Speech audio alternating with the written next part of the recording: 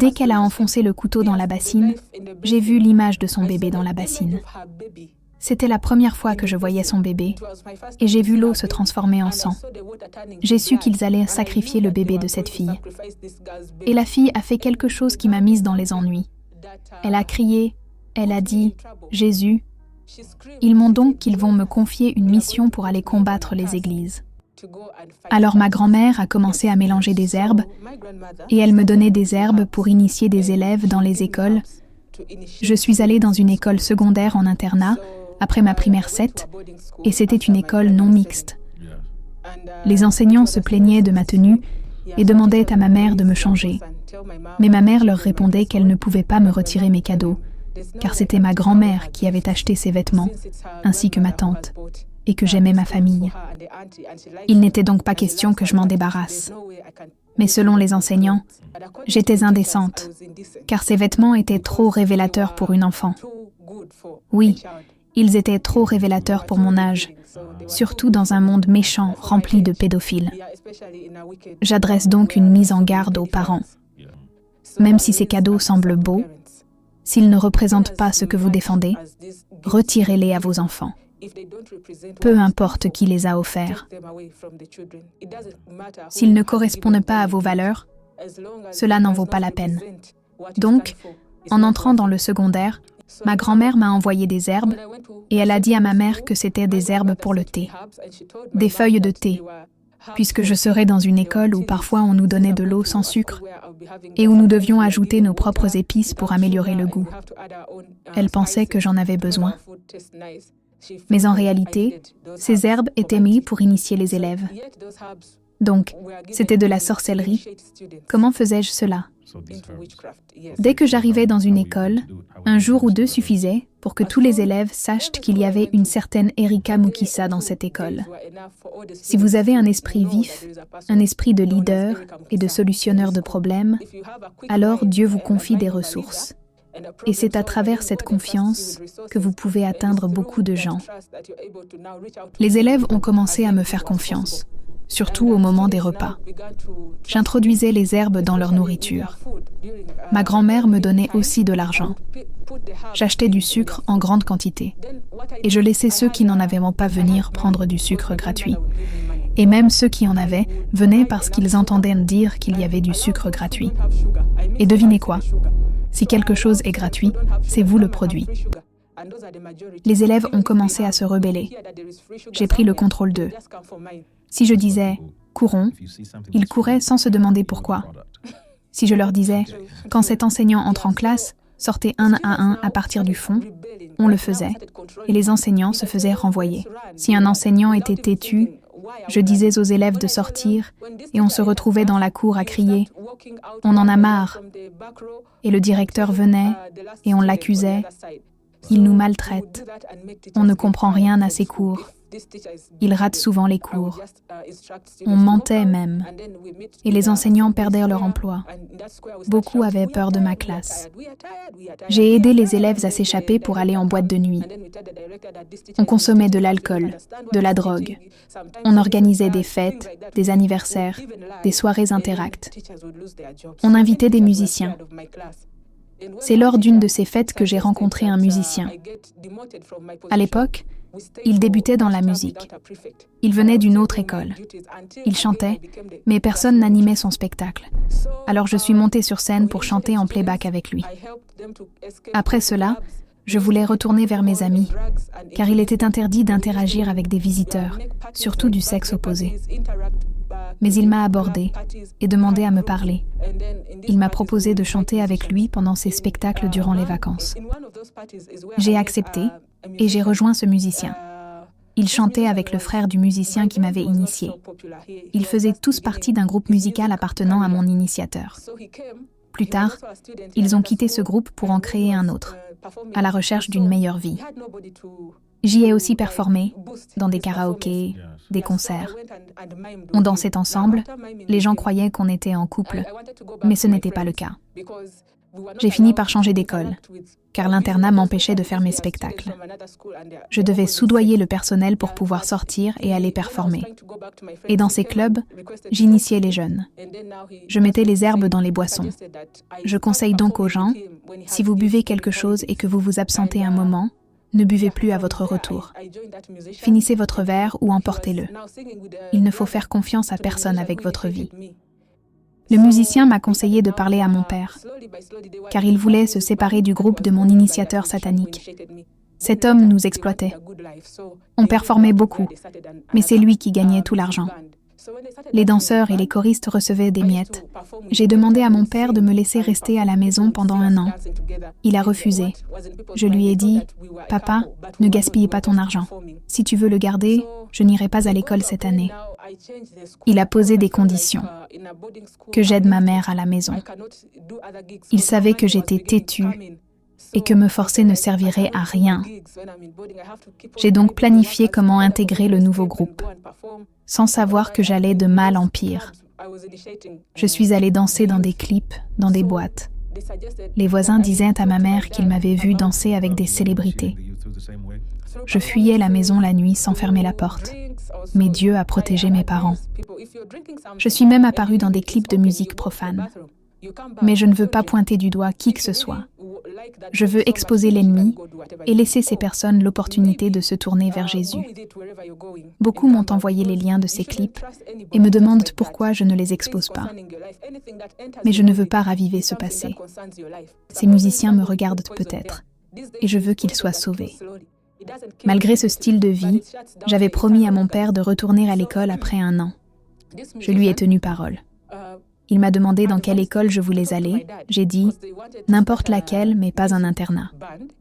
J'ai donc été à l'école dont je parle dans la partie 7 ou 8 de mon documentaire, Sainte Noah Mallory. Là-bas, je gardais mes cheveux longs pour mes performances. Avec des cheveux courts, on me prenait pour une élève dans certains clubs et je n'y avais pas accès. Ma vie a continué ainsi jusqu'aux vacances de la classe de Senior 4. Là, j'ai reçu une nouvelle mission de Satan. Je communiquais avec Satan tous les matins. Avant de saluer quiconque ou d'aller aux toilettes, je faisais bouillir de l'eau, je versais un liquide dedans. Je penchais ma tête au-dessus comme pour m'inhaler et je me concentrais sur la vapeur. C'est ainsi que j'étais connectée. Mon âme étant enfermée, je recevais les instructions. Va ici, rencontre telle personne, fais cela, etc. Je pouvais rester 3 heures dans la salle de bain. Un jour, alors que je faisais cela, j'ai reçu l'instruction que nous avions une réunion avec Lucifer. Il fallait attaquer l'église. La réunion aurait lieu dans le sanctuaire mentionné dans la partie 9 de mon documentaire, en forêt. Il y aurait des chefs religieux et des politiciens. J'ai menti à mes parents en disant que j'allais voir une amie. Elle aussi était sataniste. Elle s'appelait Harriet. Nous dansions ensemble en club. Elle m'a dit qu'elle connaissait la réunion. Nous avons convenu d'un lieu de rencontre et de la manière d'y aller. Ce soir-là, vers 23h, j'ai fui la maison. À minuit, on était sur la route. À 2h, on était arrivés à l'endroit, quelque part vers Busia. Dans ce sanctuaire, j'ai vu des choses que je ne connaissais pas. J'avais une camarade qui m'enviait. Elle disait « Erika, je veux être comme toi. Même si ta famille est pauvre, tu sembles en avance et plus intelligente. Moi, je souffre. Ma mère bat mon père. Mon père est alcoolique et bat ma mère. Mais toi, on dirait que tu ne souffres pas. Donne-moi un indice. » J'ai dit « Je t'amènerai, mais à condition que tu sois prête à tout faire. Pas de retour en arrière. » Nous sommes allés au sanctuaire. J'ai parlé au prêtre. Je lui ai dit « Je suis venue avec mon amie. Je ne sais pas si j'ai le droit de l'amener dans le sanctuaire, mais elle dit qu'elle est prête à tout pour sortir de la pauvreté. » J'ai expliqué la situation et le prêtre m'a demandé de l'amener. Quand je l'ai amenée dans le sanctuaire, nous nous sommes assises et elle a commencé à expliquer sa situation au prêtre. C'est là que j'ai découvert quelque chose qu'elle ne m'avait jamais dit. Elle ne m'avait pas mentionné qu'elle était mère célibataire. Et moi, tout ce temps, vous savez, Les étudiantes qui sont mères célibataires veulent cacher cela aux autres étudiants à cause de la façon dont elles seront jugées. Donc là, elle se confesse et dit au prêtre ce qu'elle veut. Le prêtre décide alors de lui dire « Tu vas sacrifier ce que tu as de plus précieux. Es-tu prête à sacrifier ton enfant ?» Et je l'ai regardée et j'ai dit « Tu as un enfant ?» Puis elle a répondu « On en parlera quand on sortira d'ici. » C'est alors qu'elle a commencé à parler. Et c'est là que j'ai compris que ce prêtre n'était pas quelqu'un qui faisait semblant. Il savait réellement ce qui se passait. Le prêtre a su le secret le plus profond de cette fille sans même qu'elle ne lui dise. Alors la fille a dit « Oui, j'ai un enfant. » Je lui ai demandé « Pourquoi tu ne m'as rien dit ?» Elle a répondu « Je ne voulais pas qu'Erika le découvre, parce qu'on est dans la même école, et Erika pourrait le dire aux autres, et ils se moqueraient de moi. » Et à ce moment-là, tu étais en quelle classe ? J'étais en vacances après ma 4e année secondaire. Elle voulait donc garder l'enfant secret. Ensuite, on lui a donné un couteau. Ils lui ont dit que ce qu'elle allait faire, c'était parler à Mère Nature pour qu'elle lui accorde ses bénédictions, sa faveur, etc. Elle pouvait dire ce qu'elle voulait, puis elle devait percer un bassin rempli d'eau.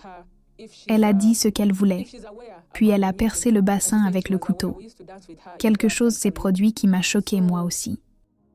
Dès qu'elle a percé le bassin, j'ai vu l'image de son bébé apparaître dans l'eau. C'était la première fois que je voyais son enfant. Et j'ai vu l'eau se transformer en sang.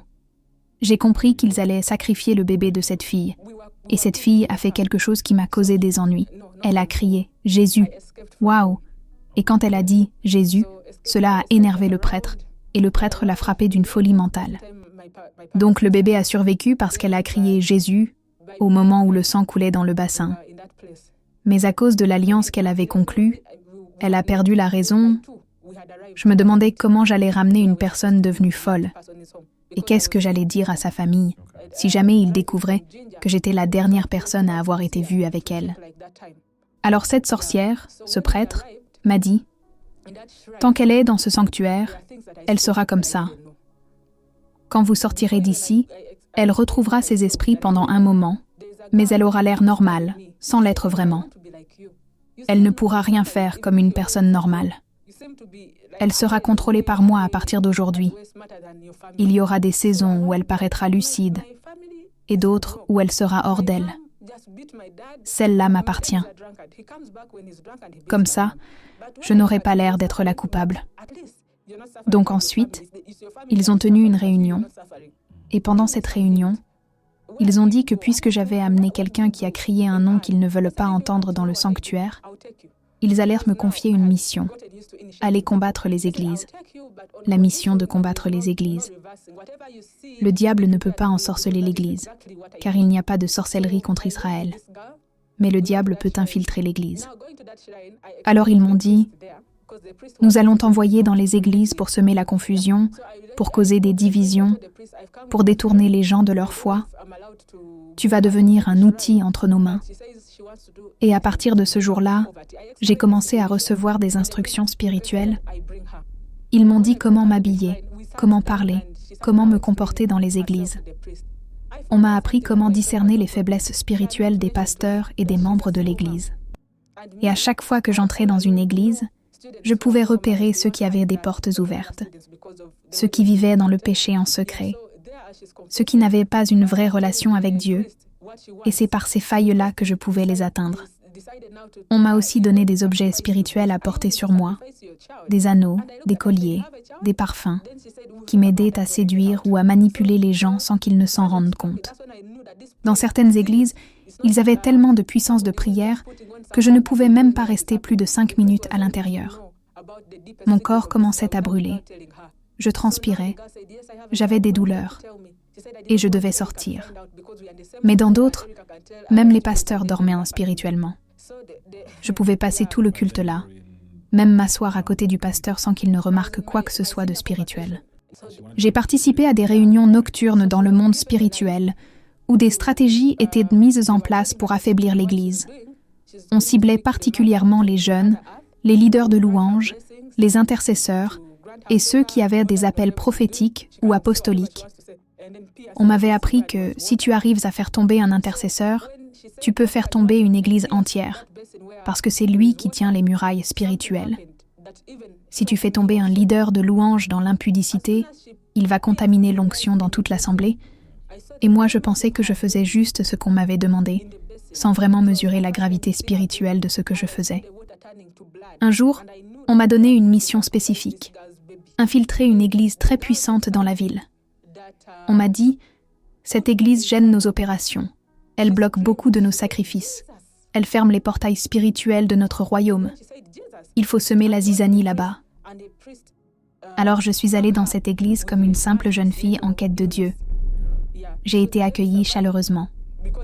Très vite, j'ai rejoint le groupe de jeunes, puis l'équipe de louanges. J'étais remplie de connaissances bibliques, parce qu'on m'avait appris comment citer les versets et parler comme une chrétienne authentique. Personne ne se doutait que j'étais en mission.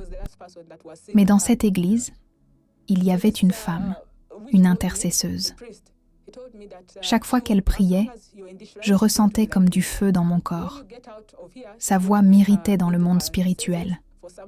Elle ne criait pas, elle ne faisait pas de spectacle, mais elle priait avec autorité. Et chaque fois que je tentais de poser une action contre cette église, ses prières faisaient échouer l'opération. Je suis donc allée me plaindre au prêtre du sanctuaire. Cette femme est un obstacle. Et il m'a dit, tu dois trouver un moyen de la distraire. Regarde dans sa vie. Est-ce qu'elle a des enfants, un mari, des problèmes? Cherche sa faiblesse. Mais plus je l'observais, plus je réalisais qu'elle était cachée en Dieu. Sa vie était consacrée. Elle jeûnait, elle priait, elle aimait vraiment Jésus. Et c'est là que j'ai commencé à douter.